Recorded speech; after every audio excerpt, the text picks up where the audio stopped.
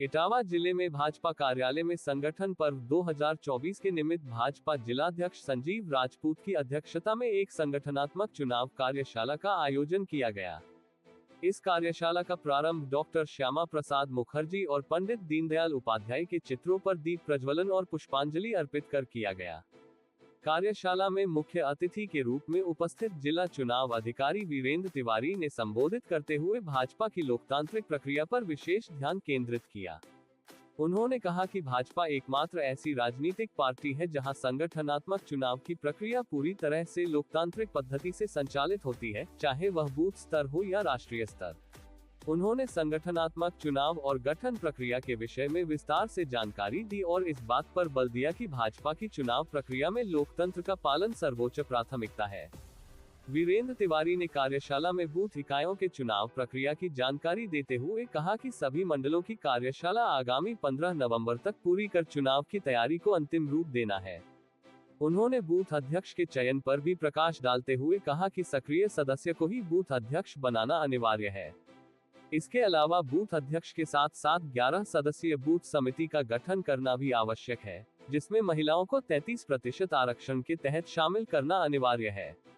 इसके अतिरिक्त बूथ अध्यक्ष चुनने में समाज के सभी वर्गों के युवाओं को प्राथमिकता देने की बात भी कही गई, जबकि 70 वर्ष से अधिक आयु के कार्यकर्ताओं को इस पद से बाहर रखा गया है।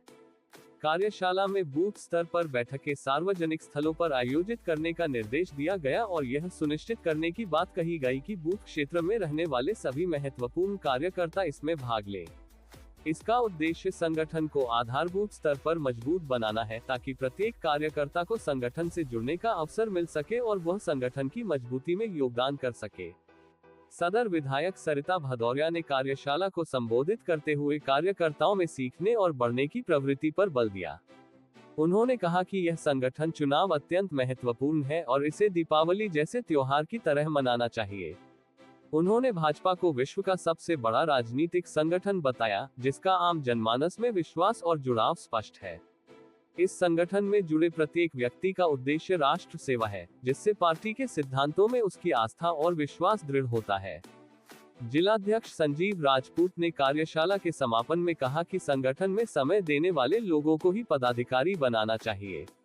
उन्होंने जोर देकर कहा कि संगठन की मजबूती ही सरकार और उसके नेताओं की मजबूती है। जिलाध्यक्ष ने बताया कि इटावा जिले में अब तक 1,60,000 प्राथमिक सदस्य और लगभग 1,000 सक्रिय सदस्य बनाए जा चुके हैं।